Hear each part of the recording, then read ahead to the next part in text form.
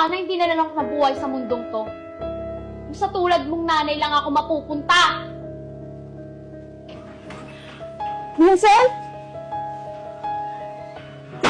Ate, ano pong nangyayari?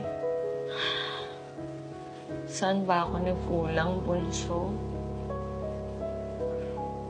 Ate, ganyan lang talaga yung mga bata ngayon. Teenager na kasi. Yan, matitigas yung ulo. Sakit lang kasi sa pakiramdam na parang wala siyang na-appreciate sa mga ginawa ko. Ate, baka kailangan na po niya malaman yung totoo. Wag. Wag.